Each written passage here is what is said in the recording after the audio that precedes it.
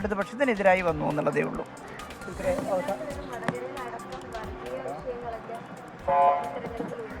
അതൊക്കെ കൃത്യമായിട്ട് അങ്ങനെ ഒരു ആരോപണമാണ് ശരിക്കും ഉണ്ടായിരുന്നത്, വന്നിരുന്നു.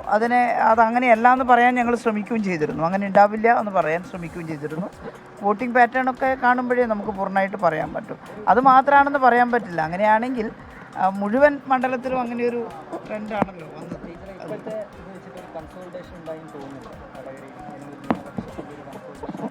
ഒരിടത്ത് മാത്രമായിട്ട് അങ്ങനെ പറയാൻ കഴിയില്ല. അതുകൊണ്ട് വടകരയിൽ വല്ലാത്ത വികാരം കൊണ്ടിട്ട് പരസ്പരം ആക്രമിക്കാനൊന്നും പുറപ്പെട്ട കാര്യമില്ല.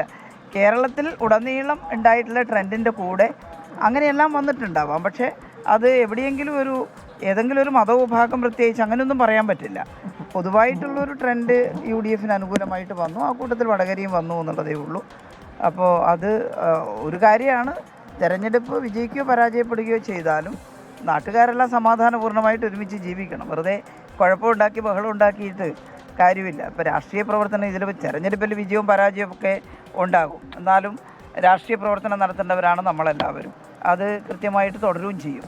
അപ്പോൾ അതിൻ്റെ ഇടയിൽ സാധാരണക്കാരായ ജനങ്ങൾ തമ്മിൽ യാതൊരു തരത്തിലുള്ള സ്പർദ്ധ ഉണ്ടാവരുത് എന്നുള്ളതാണ് പറയാൻ. കെ കെ ശൈലജ വടകരയിലെ LDF സ്ഥാനാർത്ഥി സംസാരിക്കുകയായിരുന്നു. പ്രിയപ്പെട്ട പ്രേക്ഷകരെ, നമ്മൾ നാഷണൽ താഴി നോക്കിയാൽ NDA 300ലേക്ക് ഇന്ത്യ 220. അപ്പൊ 300 220 അല്ലെ, 300 220. MK രാഘവൻ 52,929 വോട്ടുകൾക്ക് ഇപ്പോൾ കോഴിക്കോട് UDF സ്ഥാനാർത്ഥി മുന്നിലാണ് എന്ന് വാർത്ത വരുന്നു. ഇതിനിടയ്ക്ക് പ്രിയപ്പെട്ട പ്രേക്ഷകർ ഒരു കാര്യം പറയാനുണ്ട്. നമ്മൾ പെട്ടെന്ന് 5 ലക്ഷത്തിലേക്കൊക്കെ കടന്ന് ഒരുപാട് പ്രേക്ഷകർ നമുക്കിപ്പോൾ യൂട്യൂബിൽ നിൽക്കുന്നു, ലൈവായിട്ട് കാണുന്നു. ഏഷ്യയിൽ തന്നെ ഇത് ചരിത്രമാകുന്നു. അതിന് സൂപ്പർ ചാറ്റ് വഴി കുറേ ആൾക്കാർ പൈസ അയച്ച് സൂപ്പർ ചാറ്റ് ആകുന്നു. നിങ്ങൾ കണ്ടാൽ മനസ്സിലാവും. 100 രൂപ 200 രൂപയൊക്കെ കോൺട്രിബ്യൂഷൻ തന്ന് സൂപ്പർ ചാറ്റ് പറയുന്നുണ്ട്. അപ്പോൾ അത് കുറേ പൈസ വരും, പലതുള്ളി പെരുവെള്ളെന്നുള്ളിൽ. ഈ പൈസ ഏറ്റവും അവശത അനുഭവിക്കുന്ന, ദുരിതം അനുഭവിക്കുന്ന, ദാരിദ്ര്യം അനുഭവിക്കുന്ന ആളുകൾക്ക് അവരുടെ ക്ഷേമത്തിനായിട്ട് അല്ലെങ്കിൽ അവരുടെ ചികിത്സയ്ക്കായിട്ട് നമ്മൾ ഈ പണം കൊടുക്കുമെന്ന് കൂടി നമ്മൾ അറിയിക്കുകയാണ്. 1 രൂപ പോലും ഈ സൂപ്പർ ചാറ്റ് വഴി ലഭിക്കുന്ന സംഭാവനകൾ നമ്മൾ നമ്മുടെ അക്കൗണ്ടിലേക്ക് കയറ്റത്തില്ല. ഇത് മുഴുവൻ ജനങ്ങൾക്കായിട്ട് നമ്മൾ ചെലവഴിക്കും. Am I right? Yeah, of course, of course, right. Of course, right. We are always right. Okay, yes. കുറച്ച് കടന്നു പോയി. Okay.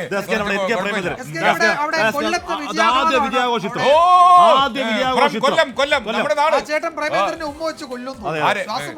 ഉമ്മയുടെ ആൾ ഇവിടെ ഇരിക്കുകയാണല്ലോ. ആഷ്മിക്ക് കുറെ നേരമായിട്ട് ആരെങ്കിലും ഉമ്മ വെച്ചാൽ കൊള്ളു. ഞാൻ അവിടെ കൊല്ലത്തായിരുന്നെ പ്രേമേന്ദ്രനെ ഉമ്മ വയ്ക്കായിരുന്നു അല്ലേ? ഇന്ത്യയിൽ തന്നെ ആദ്യത്തെ. തൃശ്ശൂരിൽ സുരേഷ് ഗോപിയുടെ ലീഡ് 32,212 ആയിട്ടുണ്ട്. 32,000. ഇനിയിപ്പോ പിടിച്ചാൽ കിട്ടത്തില്ലെന്ന് തോന്നുന്നു. എന്തായാലും തൃശ്ശൂർ അദ്ദേഹം എടുത്തു. നല്ല കാര്യം അല്ലേ? അത് എടുക്കട്ടെ. അപ്പൊ അദ്ദേഹം പല കാര്യങ്ങളും അദ്ദേഹം ചെയ്യണമെന്ന് ആഗ്രഹമുണ്ടെന്നൊക്കെ ഒരിക്കലും ഒരു ഫോൺ സംഭാഷണത്തിലൂടെ പറഞ്ഞു. അവസരം കിട്ടട്ടെ. അപ്പൊ എന്തായാലും സുരേഷ് ഗോപി തൃശ്ശൂരിൽ 32,000-ലധികം വോട്ടുകൾക്ക് ഇപ്പോൾ ലീഡ് ചെയ്യുന്നു എന്നാണ് മനസ്സിലാക്കുന്നത്. അവിടെ വലിയ പോരാട്ടമായിരുന്നു. നിങ്ങൾക്കറിയുന്ന പോലെ VS സുനിൽകുമാറും K മുരളീധരനും മത്സരിക്കുന്ന ഈ മണ്ഡലമായതുകൊണ്ട് തന്നെ ഈ 32,000 എന്ന് പറയുന്നത് ഒരു കനത്ത നമ്പർ തന്നെയാണ്. അവിടുത്തെ ത്രികോണ മത്സരമാണ്. ത്രികോണ മത്സരത്തിൽ ഇനിയിപ്പോൾ അതിനെ മറികടക്കൽ ഒക്കെ വലിയ പാടാകും. മാത്രമല്ല കോൺഗ്രസിന്റെയും CPM-ന്റെയും കോട്ടകളിലേക്കൊക്കെ സുരേഷ് ഗോപി കടന്നു കയറാൻ കഴിഞ്ഞു എന്ന് പറയുന്നുണ്ട്. അപ്പോൾ വ്യക്തമായ ലീഡാണ്. അത് കോട്ടകൾ പൊന്നാപുരം കോട്ടകളിലേക്കാണ് കോൺഗ്രസിന് മാത്രമല്ല LDF UDF കോട്ടകളിലേക്ക് ഇരച്ചു കയറാൻ സുരേഷ് ഗോപി കഴിഞ്ഞു. അത് മാത്രമല്ല ഇന്നോളം ഈ കോട്ട കാത്തു സൂക്ഷിച്ച ഒരു പൊന്നാപുരത്തമ്മേ തകർന്നു. കോട്ടകൾ പലതും തകർന്നു പോയി. NDA 300-292 താഴ്ന്നു. വീണ്ടും 22ലേക്ക് താഴ്ന്നു. അതുപോലെ ഹരിയാനയിൽ BJP-ക്ക് തിരിച്ചടിയാണ് നമ്മുടെ പ്രതിനിധി ദിലീപ് കുമാർ റിപ്പോർട്ട് ചെയ്യുന്നു. അതെ അങ്ങനെ ഒരാളുണ്ട് ഇവിടെ. ഓക്കെ,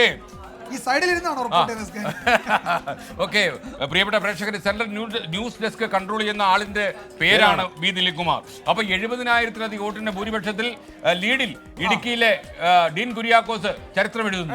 ഓക്കെ, എനിക്കൊന്ന് രാഹുൽ ഗാന്ധിക്ക് തൊട്ട് പിന്നിൽ മാത്രമാണ് അദ്ദേഹം അല്ലേ? ലീഡ് 4,301 കുറഞ്ഞിട്ടുണ്ട്.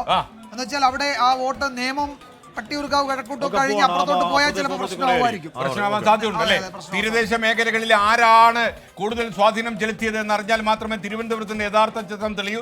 എന്നാൽ തൃശ്ശൂരിൽ നിന്ന് അടിക്കുന്ന കാറ്റ് കൊടുങ്കാറ്റ് തന്നെയാണ്. അതൊരു അല്ലേ? വല്ലാത്ത കാറ്റാ. അത് കാറ്റാണ്. അതൊരു സുരേഷ് ഗോപിയുടെ ഗോപിക്ക് അതേ അനുകൂല കാറ്റ്, മലയാള അനുകൂല കാറ്റ്. സിനിമയില് മലയാളത്തെ ബിഗ് സ്ക്രീനിൽ ഏറ്റവും ക്ഷോഭിക്കുന്ന യുവ സിംഹങ്ങളെ അവതരിപ്പിച്ച നായക നടനാണ് സുരേഷ് ഗോപി. എന്ന് മാത്രവുമല്ല അദ്ദേഹത്തിന്റെ ഡയലോഗ് റെൻഡറിംഗ് എന്ന് പറയുന്നത്, അദ്ദേഹം കോടീശ്വരൻ അവതരിപ്പിച്ചപ്പോഴൊക്കെ തന്നെ അദ്ദേഹത്തിന്റെ ഡയലോഗ് റെൻഡറിംഗ് എന്ന് പറയുന്നത് ഏറ്റവും കടുത്തതായിരുന്നു. ആ റെൻഡറിംഗിന്റെ കരുത്തോടെ കടുപ്പത്തോടെ സുരേഷ് ഗോപി തൃശ്ശൂരിൽ നിന്ന് വലിയ കാറ്റാകുന്നു എന്ന് നമ്മൾ മനസ്സിലാക്കുന്നു. ലോകത്തെവിടെയായാലും ഏത് സമയത്തും 24 വാർത്തകളും ഓഗ്മെന്റഡ് റിയാലിറ്റി പാക്കേജുകളും എക്സ്പ്ലെയിനറുകളും വിശദമായി കാണാൻ ഞങ്ങളുടെ യൂട്യൂബ് ചാനൽ നിങ്ങൾക്ക് സബ്സ്ക്രൈബ് ചെയ്യാം.